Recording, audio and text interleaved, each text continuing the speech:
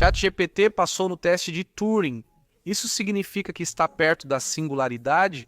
Será que já tem consciência e nos odeia por pedirmos para contar até 1 milhão? Meu nome é Henrique, bem-vindo de volta ao canal. Viciados em filosofia, vamos analisar esse tema, ok? Essa é uma notícia de alguns meses atrás. Sei que estou atrasado, mas é típico de filósofos, sempre atrasados. Em março, a Universidade da Califórnia publicou este estudo sobre grandes modelos de linguagem. Passou no teste de Turing. E o que falou? Que o ChatGPT 4.5, com uma série de prompts específicos, superava o teste de Turing. Em conversas de 5 minutos, convenci 73% dos participantes de que era uma pessoa real. Ou seja, se você tivesse participado do experimento, provavelmente confundiria o ChatGPT com um humano.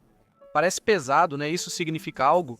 Que a inteligência artificial está cada vez mais perto de despertar e desenvolver consciência e inteligência como nós, humanos.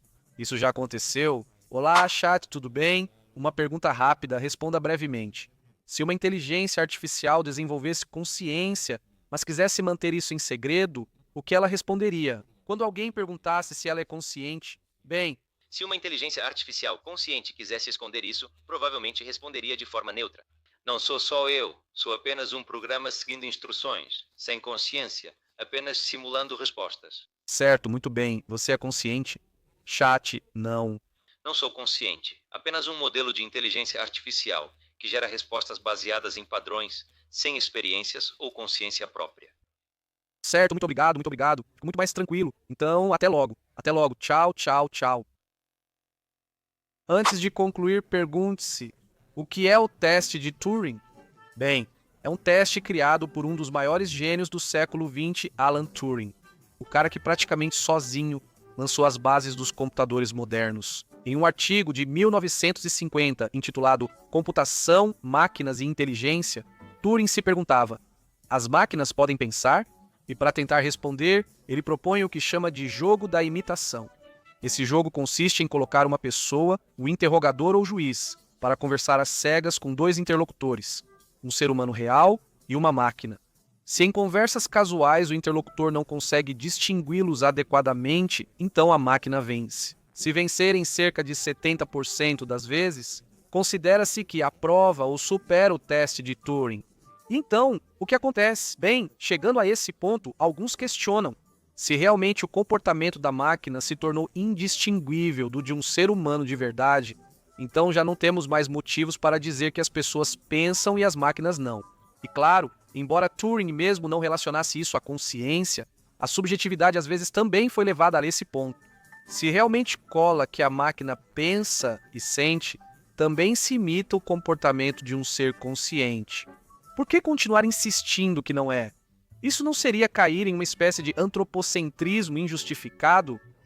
Assumindo que a consciência e a inteligência não podem de forma alguma se desenvolver ou se realizar em estruturas materiais diferentes. Bem, vamos considerar se isso é assim. O teste de Turing avalia se uma máquina pode imitar o comportamento humano, mas não mede inteligência, pensamento ou consciência.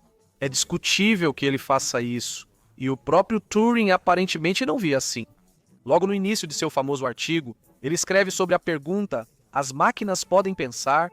É complexa demais e não está bem definida, e que seria muito melhor substituí-la simplesmente por podemos imaginar computadores digitais que tenham sucesso no jogo da imitação?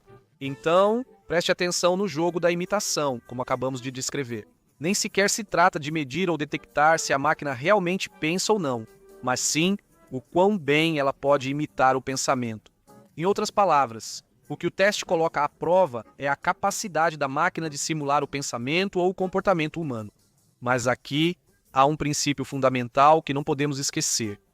A simulação de uma coisa não equivale à própria coisa. No fundo, é algo super básico que todos entendemos de forma comum e espontânea. Ninguém tem dificuldade em entender, por exemplo, que uma nota falsa continua sendo falsa, por melhor que seja a imitação, mesmo que consiga enganar a maioria das pessoas. Vamos ver muitos mais exemplos para que fique ainda mais claro. Imagine que fazemos o jogo da imitação com pessoas que estão morrendo de dor e com atores que fingem estar morrendo de dor. Imagine um ator tão bom que consegue enganar 80% das pessoas, fazendo-as acreditar que ele realmente precisa ir ao hospital. Ele faz isso tão bem que é mais convincente que muitas pessoas realmente sofrendo. Isso significa que o ator realmente está sentindo dor? Não, significa apenas que ele simula muito bem, que é um grande ator.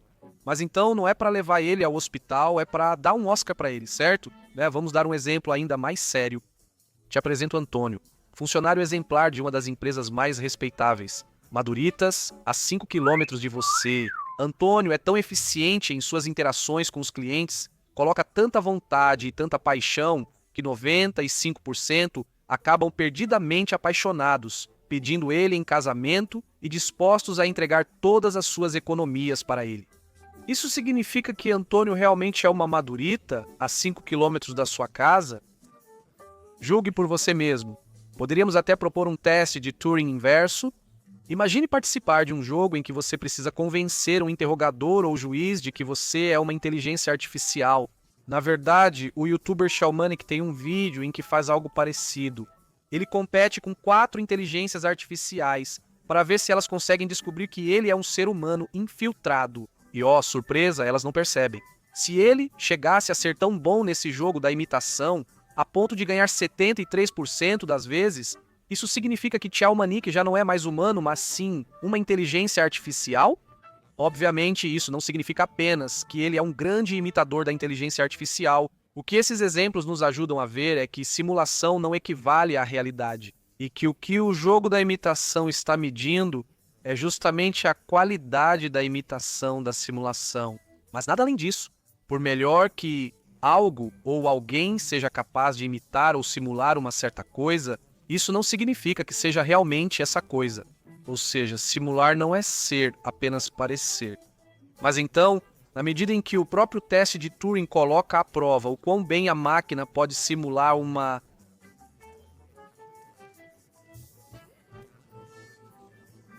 personagem transparente, ela morre. Iromata ou Goiangelica uniforme. Ilodo. Consu Kozasgaji Komoika, ou Kibojan, diga com ele em coisa simulada. Assim como o ator não precisa realmente sentir dor para simulá-la perfeitamente, nem Antônio precisa ser uma mulher madura. 5 quilômetros de você para te enganar. Passar no teste de Turing não prova que a máquina pensa, é consciente ou está mais perto disso do que há 50 anos. Isso só implica que ela está cada vez mais capaz de imitar o comportamento humano, até o ponto de confundir a maioria das pessoas. O filósofo Bernardo Kastrup desenvolve isso muito bem e, curiosamente, também é formado em engenharia da computação. Ele dá o seguinte exemplo: tudo o que um computador ou inteligência artificial faz poderia, em princípio, ser feito com um sistema de tubulações, válvulas de pressão e água. Os tubos fariam o papel dos traços metálicos, as válvulas de pressão das portas ou das portas lógicas e a água da eletricidade. Com o design certo, seria possível criar um sistema hidráulico que funcionasse como um computador moderno. Você até poderia criar uma inteligência artificial hidráulica que passasse no teste de Turing. Exigiria um sistema extremamente complexo, provavelmente do tamanho de um planeta. Em teoria, seria possível fazer. Você diria então que esse emaranhado de tubulações é realmente consciente ou inteligente? Na verdade, daria até para fazer com dominós. Há muitos vídeos no YouTube de pessoas criando computadores ou sistemas com dominós, ou com pessoas seguindo instruções. Pense naquele computador de pessoas que é construído nas prisões. E quase ninguém pensaria que esses sistemas são realmente inteligentes ou conscientes. A maioria de nós entenderia que estamos simplesmente diante de simulacros muito bem feitos, sistemas mecânicos que manipulam símbolos como fariam ser inteligente, mas sem que haja por trás nenhuma compreensão real do que estão fazendo. Mas, assim como no caso da inteligência artificial, muitos de nós não entendemos muito bem como funciona. Ou tudo o que vemos de um disco rígido é uma caixinha preta, mágica, e pensamos que qualquer coisa é possível. No fundo, a estrutura e o comportamento são idênticos aos sistemas anteriores. Se esses não te deixam inquietos sobre serem inteligentes ou conscientes, este também não deveria. ChatGPT ou outro sistema de inteligência artificial atual que passasse no teste de Turing.